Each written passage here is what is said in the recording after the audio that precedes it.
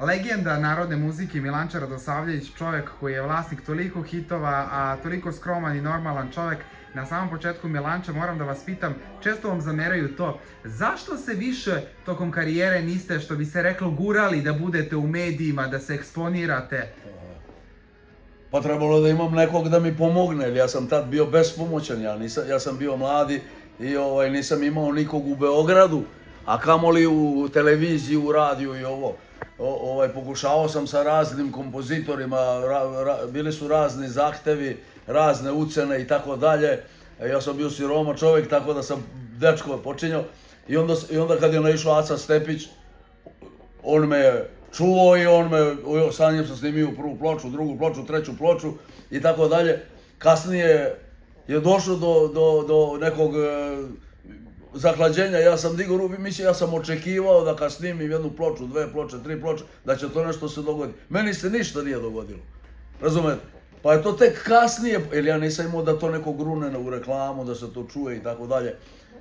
I to je snimljeno i znate, stavljeno u čošak tamo i nikom ništa. A su vas podržale neke kolege?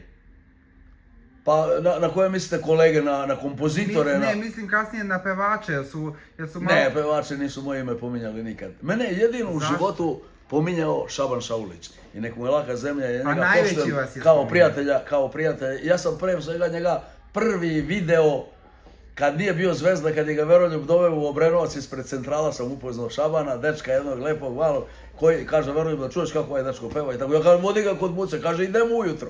To je bio naš razgovor. I voleo sam njega, on je divan čovjek i tako dalje. I ono je jedini od mojih srpskih pevača, nikad niko moje ime nije pomenio.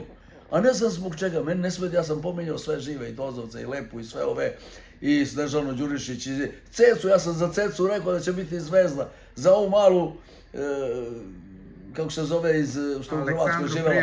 Da, i za nju sam rekao da će biti, za tri pevačice sam rekao da će biti, za Snežanu sam rekao da će biti zvezda.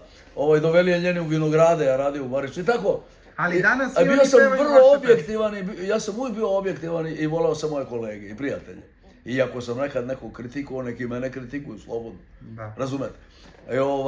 Ali ne znam šta je to vidite, sve pare uzeti ne može jedan pevač.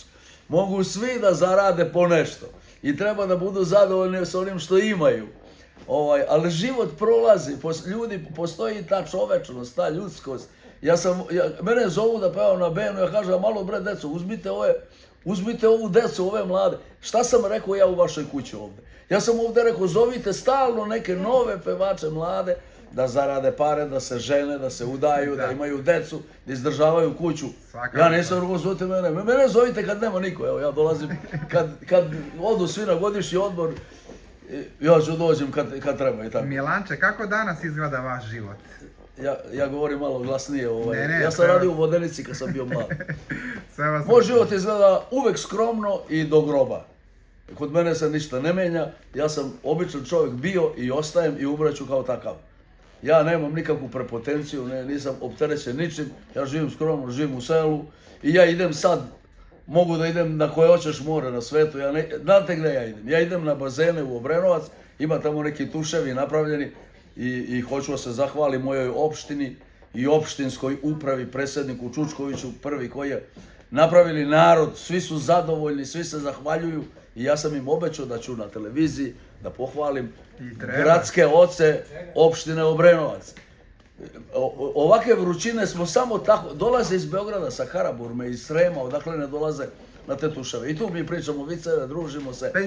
Penzioneri. A ima i deca, ima i kućeš lepše. A šta vam kažu, jel vas prepoznaju danas mlada ta deca na ulici? Šta vam kažu? Dobro, deca, ne treba ni da me prepoznaju, ja sam star čovjek. Ali oni svi znaju vaše pesme? Pa znaju, da.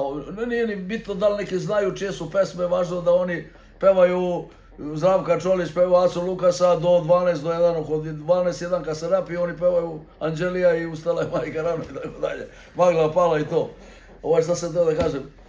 I ja se družim s tim običnim svetom i oni mene vole, mi smo tu pričamo svaki dan i tu sam malo dobio boju, ocrneo sam i tako.